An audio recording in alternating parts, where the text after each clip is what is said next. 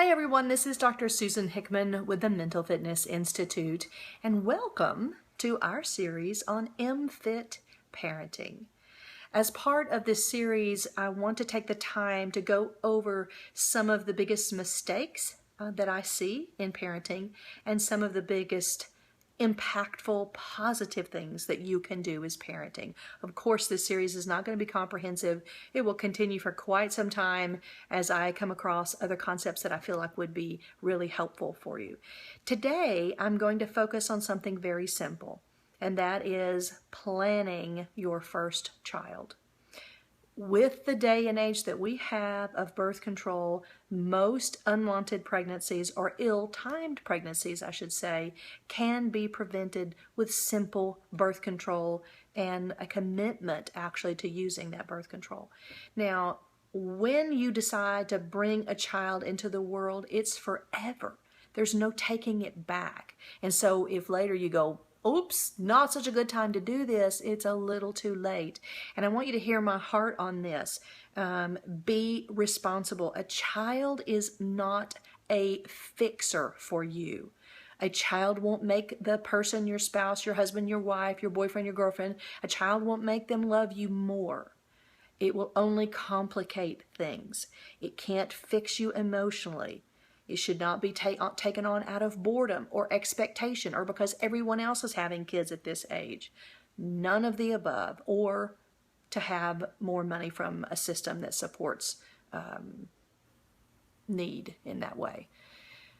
When you decide to have a child, you should have your basic financial foundation built.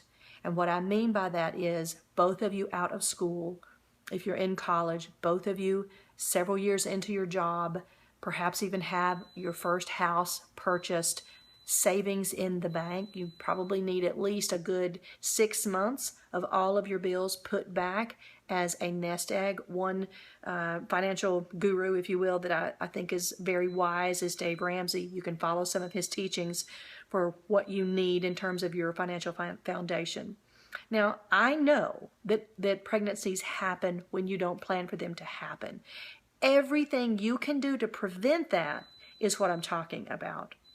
When it happens, it can be ill-timed and there's nothing you can do about it, obviously, except for, make the best of it. It doesn't mean you're going to be a terrible parent. The reason I'm saying that the foundation is so important is because of the amount of stress that is incurred when you don't have it. If you're not finished with school, if you don't have a stable job, if you don't have savings, and you don't have those basic things purchased, such as a house and a car that's paid for, are very close, and that means buy within your means that you can pay it off. You can pay off a $5,000 to $8,000 car much faster than you can a $35,000 car. So if you're looking at having children, get some of those things done, because if you don't, then you're constantly going to be chasing your tail financially. What that then trickles down to is how it impacts your children, how your stress makes it very difficult to be the kind of parent that you need to be, that you would like to be. And so it really goes into your emotional health. So the first tip on being an MFit parent, being mentally fit as a parent, is to be able to afford the child in the first place. More coming soon. Take care.